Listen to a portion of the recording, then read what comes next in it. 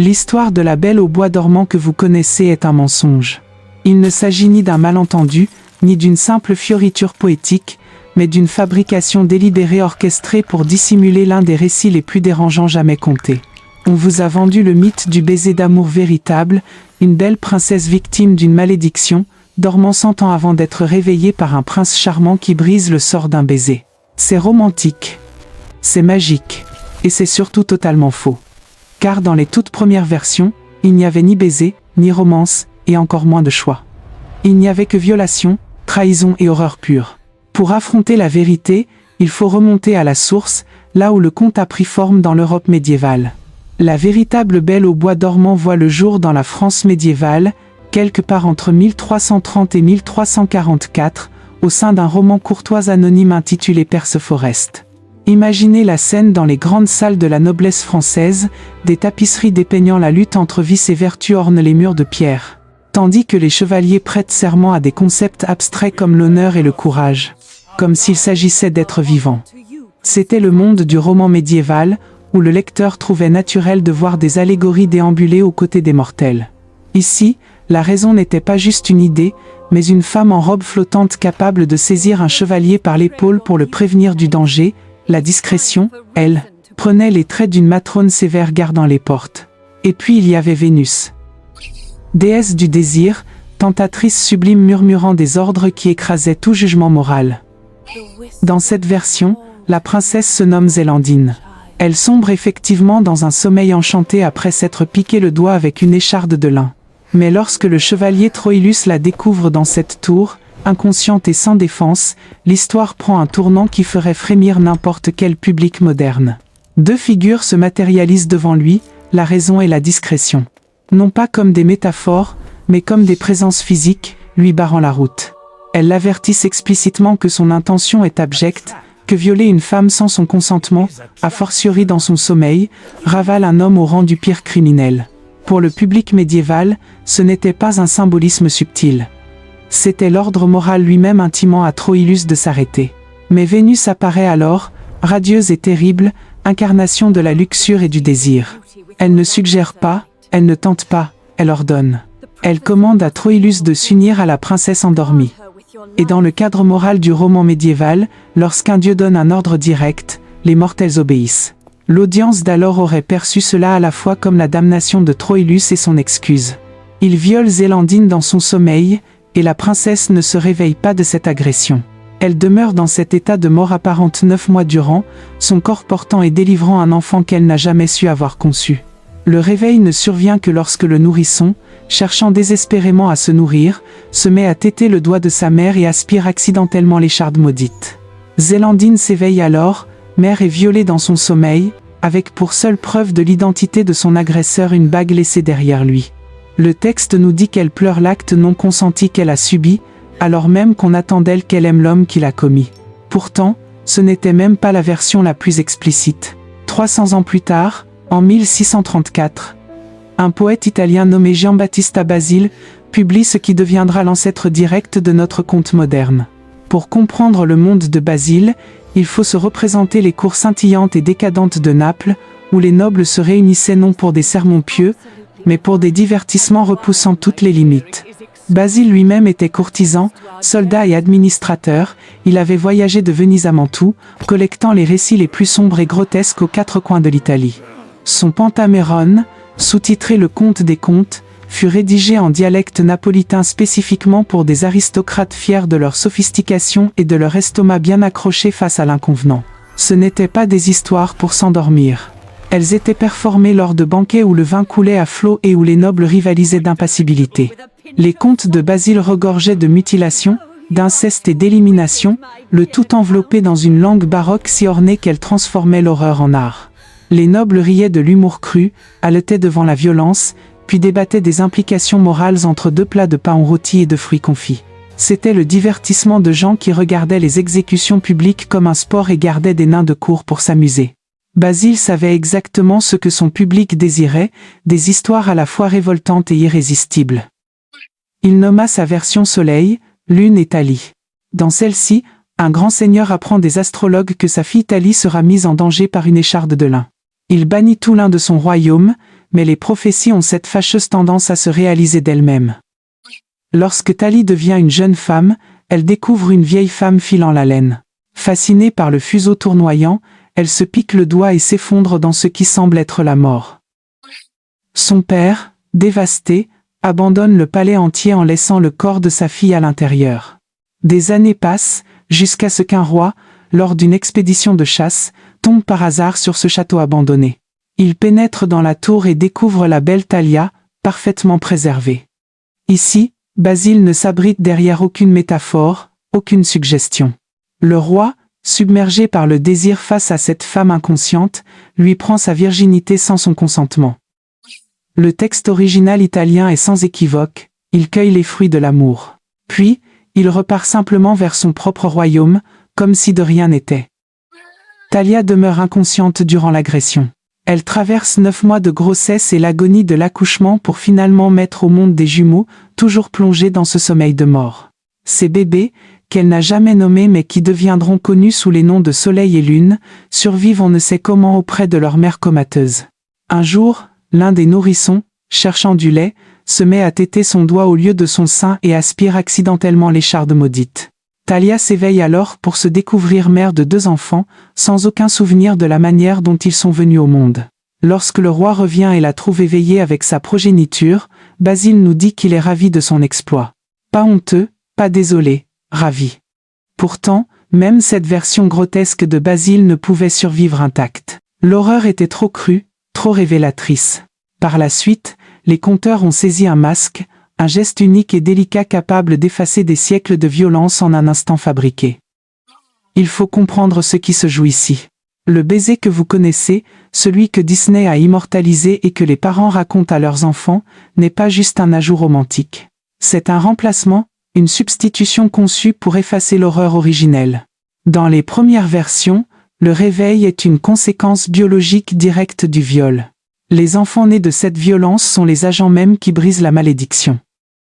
Plus tard, les conteurs ne pouvaient pas aseptiser ce lien causal, sans briser la logique fondamentale de l'histoire. Alors, ils ont inventé quelque chose de totalement nouveau, le baiser. Mais l'agression n'était même pas la partie la plus sombre du conte original. L'histoire ne s'arrête pas au réveil de la princesse. Dans la version de Basile, le roi qui a forcé Thalia est marié. De retour chez lui, il commence à murmurer le nom de ses victimes dans son sommeil. Thalia, Soleil, Lune. Sa femme soudoie le secrétaire pour découvrir la vérité. Et lorsqu'elle apprend l'existence de l'autre femme et des jumeaux, elle orchestre une vengeance si monstrueuse qu'elle défie l'entendement. La reine ordonne à son cuisinier de tuer les enfants et de les servir à dîner au roi. Elle veut que son mari consomme sa propre progéniture à son insu. Ce n'est pas une invention unique à l'imaginaire de Basile. C'est un cauchemar récurrent qui résonne à travers le folklore européen comme un cri collectif.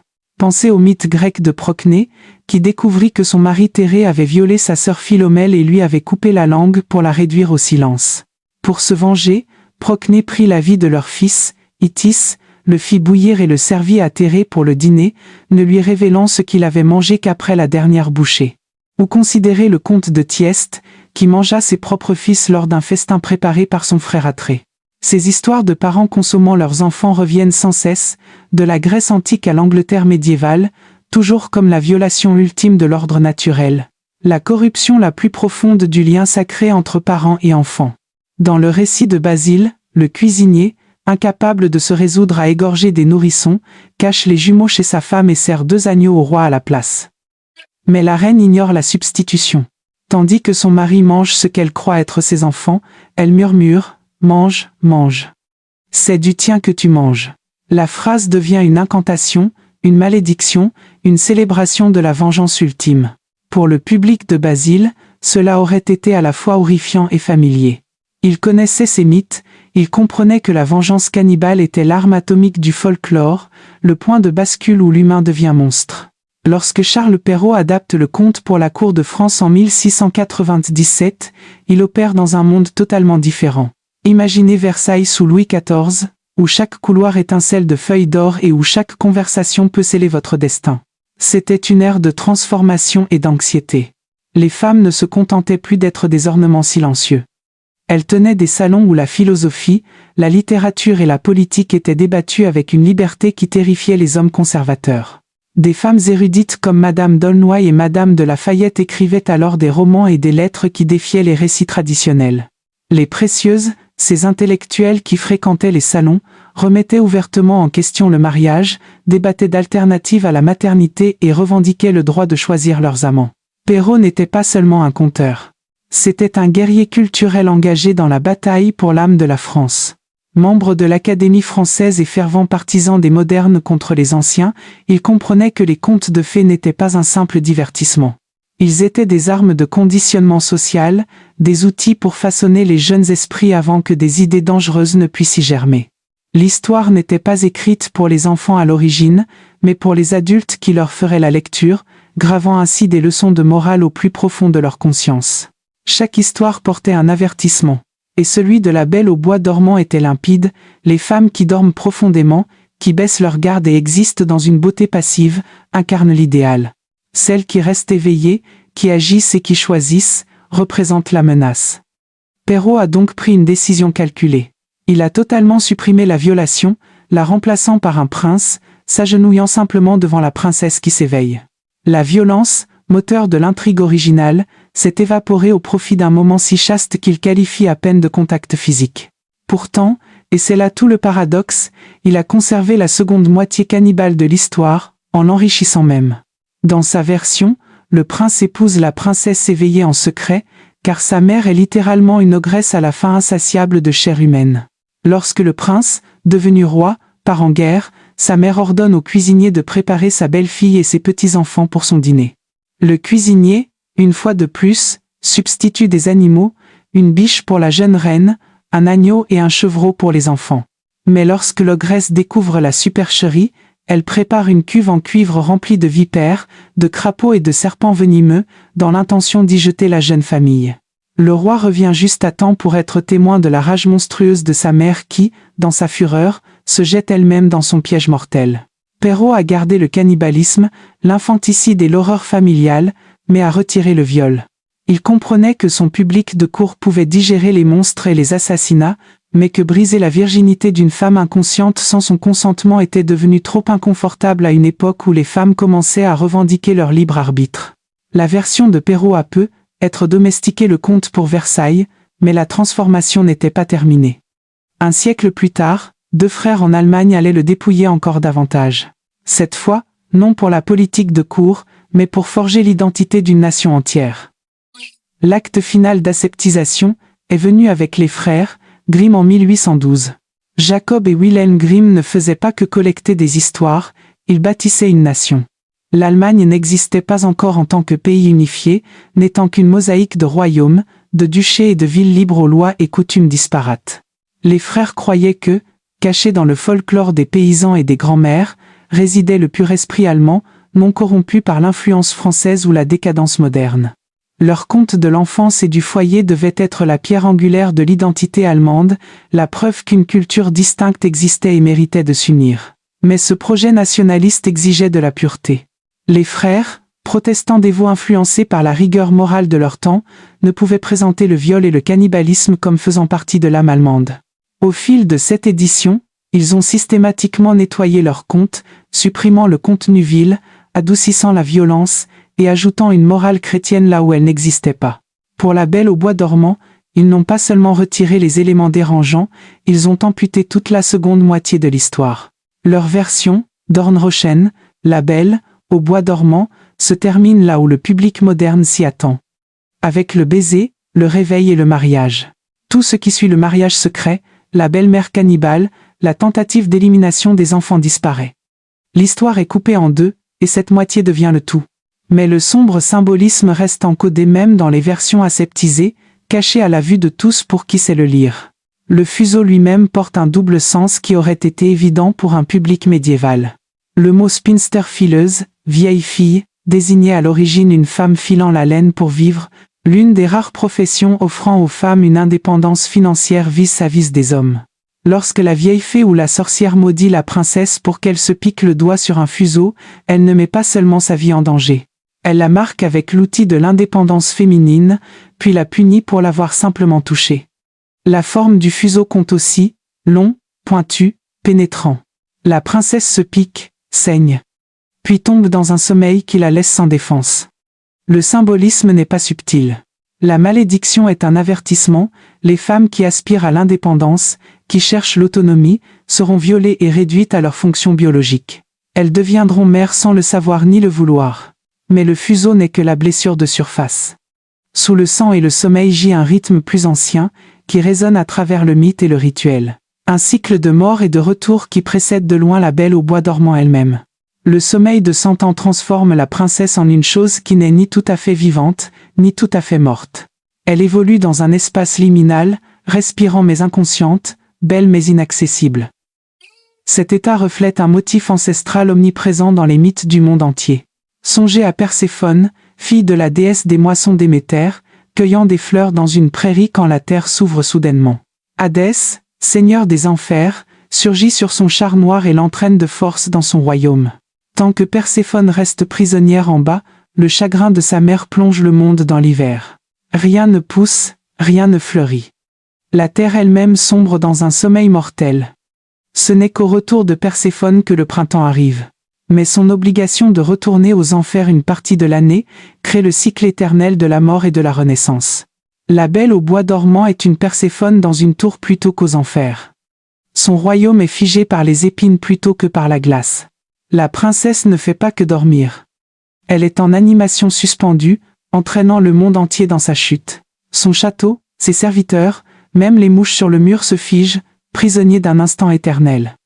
Ce n'est pas du sommeil. C'est la mort sans la décomposition, un hiver sans fin.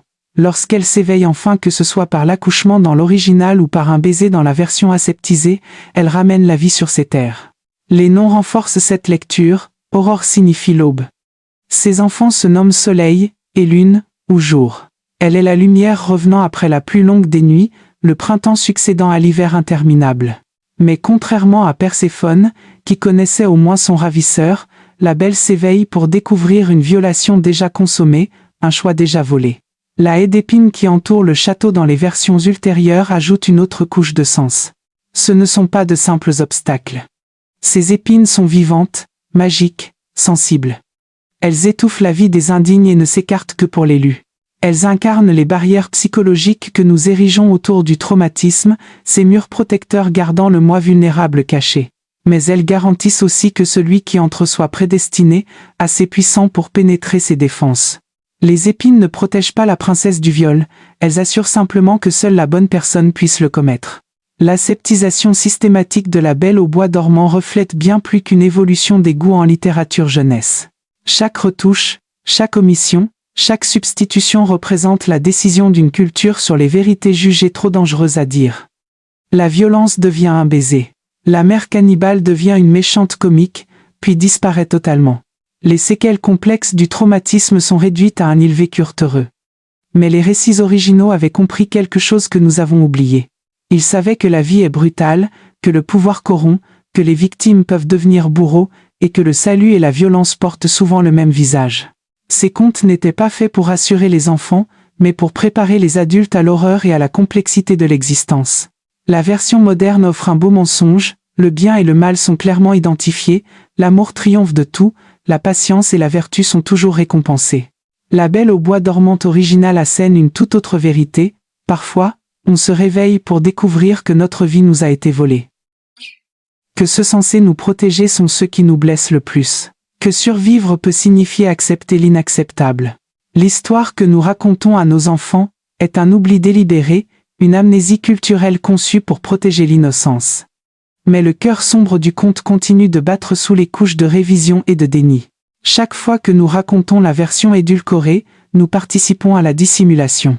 Nous devenons complices de l'effacement du témoignage d'innombrables femmes qui reconnaissent leur propre histoire dans le conte original, qui comprennent ce que signifie se réveiller et voir que tout a changé pendant leur sommeil. Le conte de fées, voyez-vous, n'est justement que ça, un conte. La véritable histoire, celle qu'on cache depuis des siècles, est tout autre. C'est une histoire d'horreur. Et le plus terrifiant, c'est que nous la racontons aux enfants depuis des générations, déguisés en robe de princesse et scellés par un baiser.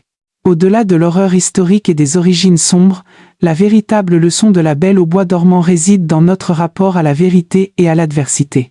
Ce conte, dans sa version brute, nous enseigne que la vie ne demande pas notre permission pour nous transformer.